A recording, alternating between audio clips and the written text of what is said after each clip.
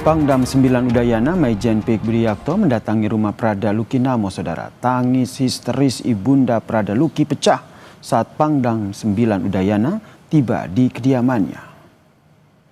Tolong bu, saya butuh keadilan Bapak. Tolong jangan ada kita ada 2 orang lagi Bapak. Dia tulang punggung buat saya.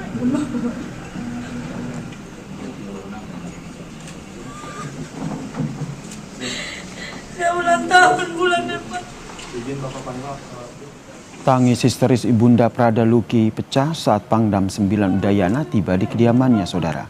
Pangdam Udayana 9 Pik Budiyakto bersama dengan Dadempom Udayana tiba di rumah Prada Luki Namo di asrama Tentara Kuanino, Kupang pada Senin siang.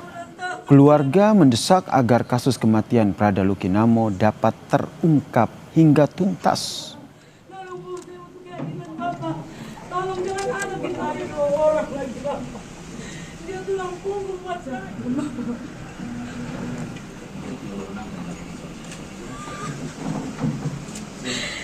Saya ulang tahun bulan depan.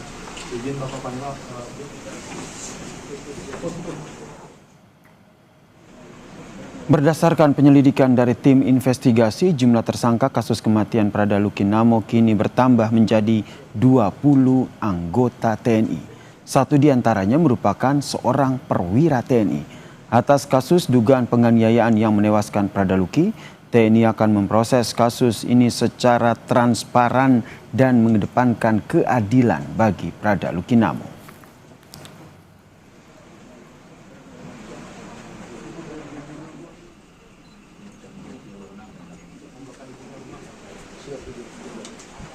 Ya, 20 tersangka yang sudah ditahan dan kemudian akan ditindaklanjuti dengan pemeriksaan selanjutnya. Ada 1 orang perwira. Saudara, 20 anggota TNI resmi ditetapkan jadi tersangka kasus dugaan penganiayaan yang menyebabkan Prada Luki Namo tewas. Lalu seperti apa penanganan kasus ini dan apakah diperlukan evaluasi menyeluruh terkait dengan tradisi senioritas di institusi TNI? Kami membahasnya bersama dengan Usman Hamid, Direktur Eksekutif Amnesty International Indonesia yang nanti akan bergabung bersama kami di Kompas Petang. Dan saya sapa dulu kakak Prada Luki Namo yang juga sudah bergabung bersama kami di Kompas Petang, Novilda Luciana Hetinina Namo. Selamat petang, Kak Novilda. Selamat petang, Mas Yasir.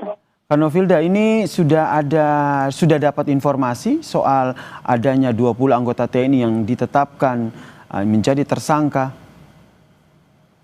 Nah, tadi kami sudah dapat info langsung dari Bapak Pangdam juga mengenai 20 tersangka itu, 20 ya pelaku itu.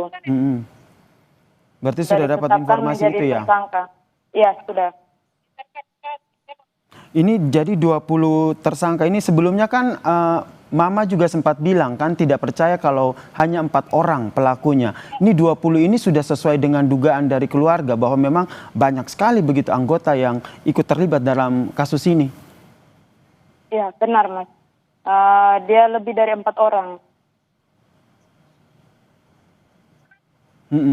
Berarti sudah sesuai dengan dugaan begitu ya?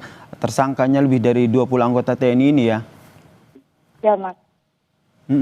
Ini kan kalau 20 anggota ini dari Kak Novilda sendiri sempat tahu mungkin siapa saja orangnya? Yang menurut pengakuan almarhum adik saya itu dia sempat menyebutkan bamaknya. Namanya itu Andre McLaury. Itu saja yang kami tahu. Kalau yang lainnya kami sudah tahu. Itu siapa? Temannya atau sesama anggota di Kompi atau apa posisinya? Kalau Andre McLaury itu dia punya bintara masaknya. Dia punya senior. Ini Anton McLaury ini adalah salah satu nama yang disebutkan atau diceritakan, begitu ya? Iya Mas, Andre McLaury. Oke. Jadi Anda menduga dari 20 anggota TNI ini, Kak Novilda, Andre itu salah satunya begitu ya? Iya. Ini juga bergabung bersama kami di Kompas Petang, Mas Usman Hanif. Direktur Eksekutif dari Amnesty International Indonesia. Mas Usman, ini ada 20 anggota TNI yang ditetapkan jadi tersangka. Apakah menurut Anda penanganan kasus ini sudah cukup responsif atau harus lebih cepat lagi, termasuk mengungkap peran dari 20 anggota ini? Ya, pertama saya ingin menyampaikan bela sungkawa untuk keluarga Prada Luki, dan saya sangat terkejut mendengar berita ini, dan saya sangat berharap bahwa penegak hukum segera memproses hukum kasus kematian Prada Luki ini agar keluarga bisa mendapatkan keadilan. Saya kira kasus penganiayaan atau bahkan penyiksaan hingga mengakibatkan kematian yang dialami oleh Prada Luki bukanlah kasus yang pertama kali terjadi. Telah berkali-kali terjadi, termasuk di lingkungan militer. Dan ini harus menjadi perhatian serius di kalangan pimpinan militer terkait dengan adanya budaya perlakuan kekerasan terhadap junior. Kita tahu Prada Luki berpangkat prajurit 2, salah satu pangkat yang paling rendah dalam hierarki militer gitu. Dan seharusnya peristiwa penganiayaan ini, peristiwa penyiksaan ini tidak terjadi kalau saja ada pengawasan yang cukup di lingkungan internal militer. Karena itu saya kira proses hukum terhadap para pelakunya harus dilakukan secara transparan. Dan para pelakunya harus mendapatkan hukuman yang benar-benar setimpal dengan perbuatannya. Jangan sampai seperti kasus di dalam mahkamah militer di Medan yang belum lama ini justru mengecewakan keluarga korban karena peristiwa pembunuhan dengan penembakan justru hanya dihukum secara ringan. Saya berharap kasus Prada Luki ini benar-benar bisa berujung dengan keadilan yang hakiki bagi keluarga korban. Dan harapannya keadilan dapat terungkap dari kasus ini. Ini 20 anggota TNI, jumlah yang bisa dikatakan banyak sekali begitu. Jadi menurut Anda 20 anggota yang terlibat, yang sudah ditetapkan jadi tersangka, ini menandakan bahwa ada kelalaian dalam pengawasan di institusi ini? Pertama, jelas ada kelalaian. Yang kedua, saya menduga ada budaya kekerasan yang terus terpelihara karena tidak adanya penghukuman terhadap setiap kali ada peristiwa kekerasan dalam bentuk penyiksaan atau penganiayaan terhadap seorang junior. Saya kira ini masalah struktural di lingkungan militer yang belum juga pernah bisa dibenahi karena beberapa sebab. Salah satu sebabnya, selain tidak adanya penghukuman terhadap para pelaku selama ini, juga karena proses hukum terhadap setiap kali ada pembunuhan, penyiksaan, atau tindakan kejahatan lainnya hanya diproses melalui proses peradilan militer. Dan seringkali proses peradilan militer itu tidak berjalan secara terbuka, tidak berjalan secara leluasa, terutama bagi keluarga korban. Dalam kasus vonis di mahkamah militer di Medan saja, keberatan keluarga korban disikapi dengan cara yang berlebihan, diusir, dikeluarkan, bahkan dikabarkan mendapatkan kekerasan. Nah, hal semacam ini juga pernah terjadi terhadap warga sipil. Pendeta Yeremia Zanambani di Papua dianiaya, disiksa sampai akhirnya mati, juga mendapatkan hukuman yang sangat ringan. Jadi saya kira TNI seharusnya menjadi tempat yang aman bagi setiap prajurit karena mereka ingin mengorbankan jiwa raganya demi negara. Nyatanya tidak menjadi tempat yang aman ya untuk Prada Luki Namo begitu yang menjadi korban tewas akibat penganiayaan ini. Saya ke Kanovilda. Kanovilda, dengan adanya 20 orang yang sudah ditetapkan sebagai tersangka, harapan dari keluarga penanganan kasus ini akan seperti apa kelanjutannya? Ya, kalau dari kami berharap diusut secara tuntas, secara terang-terangan seperti kata Bapak Pangdam tadi. Bapak Pangdam akan kawal dan akan kasih hukuman yang setimpal. Nah, kami keluarga juga akan mengawal proses hukum untuk para pelaku yang sudah ditetapkan menjadi tersangka. Jangan sampai ke depannya itu dibalik lagi, dilindungi lagi. Karena kita tidak tahu Mas. Nah, juga kita berhubungan dengan institusi yang besar juga. Jadi ya saya berharap pihak TNI bisa memproses secara terang-terangan karena ini menyangkut nyawa. Mungkin yang lain bisa diam, tetapi saya punya mama terutama kami tidak bisa diam. Baik. demi saya punya adik punya keadilan. Terus menyuarakan keadilan untuk almarhum adik begitu ya. Tadi yang menarik yang disampaikan oleh Mas Usman begitu, tidak hanya kelalaian, tapi apakah ini juga berkaitan dengan tradisi, senioritas yang masih kental di tubuh TNI, Mas Usman? Tapi jangan dijawab dulu ya Mas Usman ya. Kita akan lanjutkan perbincangan kami ini saudara usai jeda. Tetaplah bersama kami di Kompas Petang. Masih bergabung bersama saya Mas Usman Hamid dan juga Kak Novilda Luciana, kakak dari almarhum Prada Luki. Saya sebelum menjawab tadi Mas Usman, saya ke Mbak Novi dulu. Mbak Novi, ini kan ada 20 tersangka begitu yang ditetapkan sebagai dari 20 anggota TNI ditetapkan sebagai tersangka. Semasa hidupnya adik pernah tidak cerita soal bagaimana kondisinya di Kompi, kemudian termasuk hubungannya dengan sesama anggotanya, baik dengan senior maupun dengan bosnya? Pernah Mas, dia pernah cerita saya.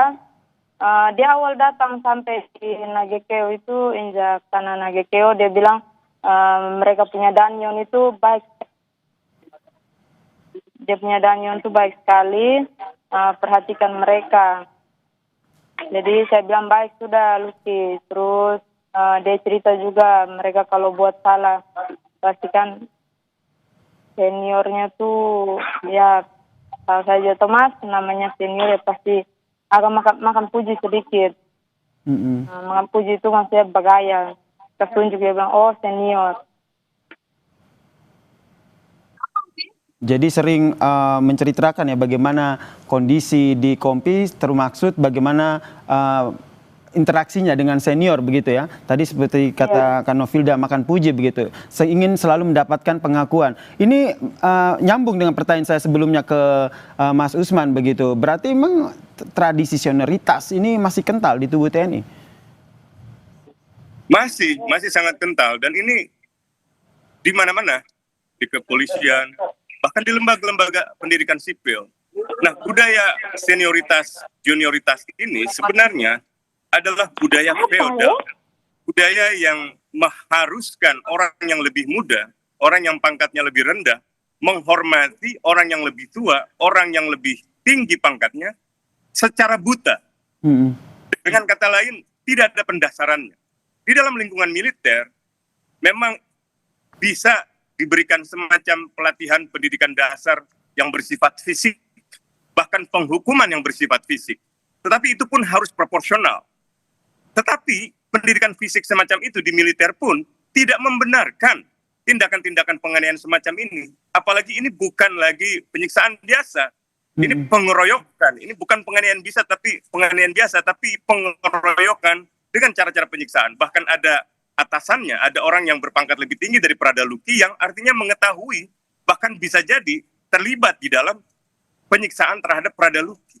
Jadi Anda menduga salah satu perwira TNI yang masuk dalam 20 tersangka ini bisa dikatakan sebagai pelakunya? Keamanan, keselamatan, baru menempuh pendidikan dari segala bentuk perlakuan sewenang-wenang semacam. Baik, Mas Usman, berarti Anda menduga ini ada 20 anggota TNI yang menjadi tersangka, salah satunya adalah perwira ini, bisa jadi ia menjadi salah satu otak ataupun yang memimpin penganiayaan ini?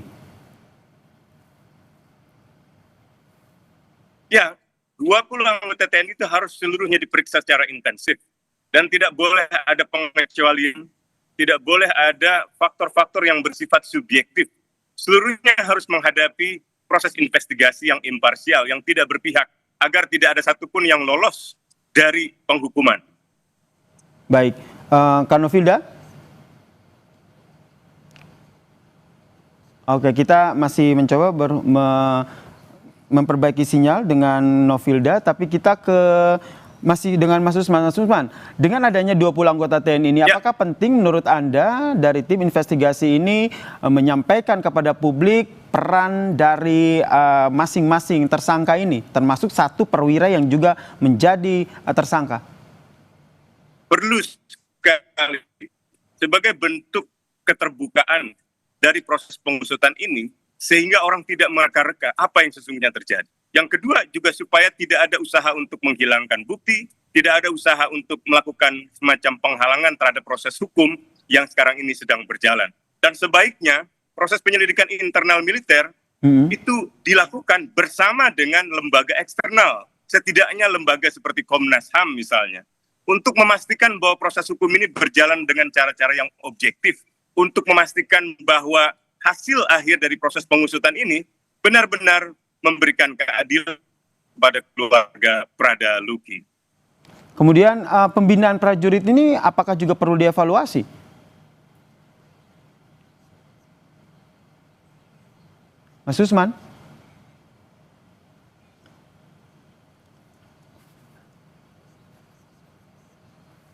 Mas Usman? Ya, saya kira perlu dievaluasi keseluruhan pembinaan. Halo, saya kira perlu sebuah evaluasi yang menyeluruh terhadap sistem pembinaan di lingkungan militer, terutama kepada mereka yang misalnya mendapatkan masalah-masalah di tingkat bawah. Harus ada mekanisme pengaduan, mekanisme penyampaian pelaporan keluhan dari setiap prajurit dengan jaminan perlindungan keamanan seperti halnya jaminan perlindungan saksi dan korban. Jadi saya kira ini harus jadi perhatian dari pimpinan TNI, Panglima TNI Pak Agus Subianto untuk melakukan evaluasi menyeluruh dan melakukan pembenahan agar memastikan setiap anggota TNI, terutama yang berpangkat rendah, berpangkat di tingkat bawah, mendapatkan ruang yang aman di dalam mengikuti pendidikan, pelatihan, atau pembinaan secara umum. Pembinaan prajurit yang perlu dievaluasi tadi menurut Anda. Terakhir Pak Usman, bagaimana akhirnya Anda melihat muara dari kasus ini? Saya khawatir kasus ini hanya akan berakhir dengan kasus-kasus yang sebelumnya, seperti yang paling terbaru di Medan, misalnya Mahkamah Militer memvonis untuk sebuah peristiwa pembunuhan dengan penembakan hanya dengan hukuman 2,5 tahun. Tentu saja itu menimbulkan ketidakpuasan, menimbulkan rasa ketidakadilan dari para keluarga korban. Demikian pula dalam kasus-kasus yang terjadi di wilayah lain, sampai ke Papua misalnya, kasus pendeta Yeremia Zanambani. Jadi tanpa ada pembenahan yang serius, tanpa ada penghukuman yang setimpal terhadap setiap pelaku penyiksaan, maka peristiwa ini mungkin tidak akan bisa dihentikan. Dan bisa jadi berulang, akan ada Prada Luki lain. Baik, Mas Usman, ini kan ada 20 tersangka. Itu tidak kami harapkan sekali. Mudah-mudahan ini yang terakhir. Gitu. Jadi harus melakukan pembenahan yang serius. Mas Usman? Nah, 20 tersangka ini artinya ada sebuah peristiwa kriminal yang melibatkan begitu banyak orang tanpa bisa diketahui. Harusnya di tangsi-tangsi militer ya diwajibkan adanya CCTV untuk memonitor setiap kegiatan dan memastikan setiap kali ada peristiwa semacam ini bisa diketahui. Mas Usman, dari 20 anggota TNI yang menjadi tersangka, ada 19 prajurit dan 1 perwira TNI di sana. Anda melihat apakah ini juga bisa melebar ke dugaan keterlibatan atasan di sana? Sangat mungkin, sangat mungkin. Yang namanya TNI, prajurit-prajurit militer, anggota di tingkat paling bawah, hampir mustahil bisa bergerak tanpa setidak-tidaknya tanpa diketahui oleh atasannya. Jadi ini harus diusut sampai tuntas, termasuk peranan dari mereka yang berada di lokasi atau atasan yang mengetahui tetapi tidak mengambil tindakan yang cukup untuk mencegah Berarti menurut Anda tidak menutup kemungkinan jumlah tersangka tidak hanya 20 anggota ini ya?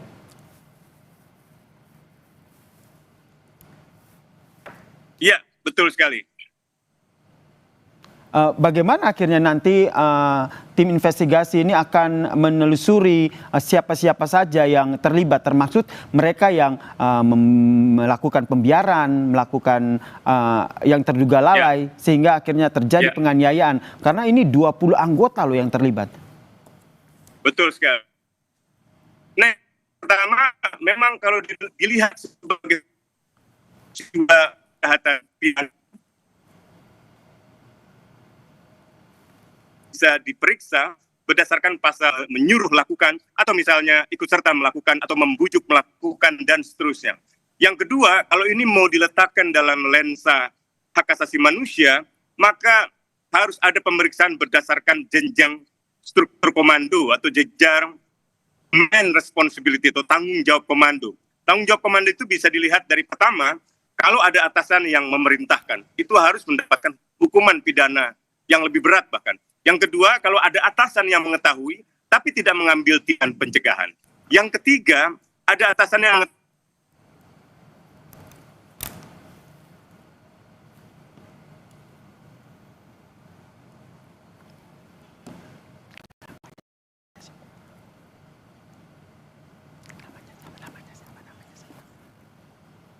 Kami juga telah tergabung, saudara, terkait dengan kasus 20 anggota TNI yang jadi tersangka kematian Prada Luki. Tadi sudah berbincang dengan Mas Usman Hamid, kami perbaiki lagi sambungan teleponnya. Tapi tadi juga sudah berbincang dengan kakak dari almarhum Prada Luki, Novilda Luciana Hetitina. Dan saat ini telah bergabung bersama kami, Kadis Penat Brigjen TNI Wahyu Yudayana. Selamat petang, Pak Kadis Penat.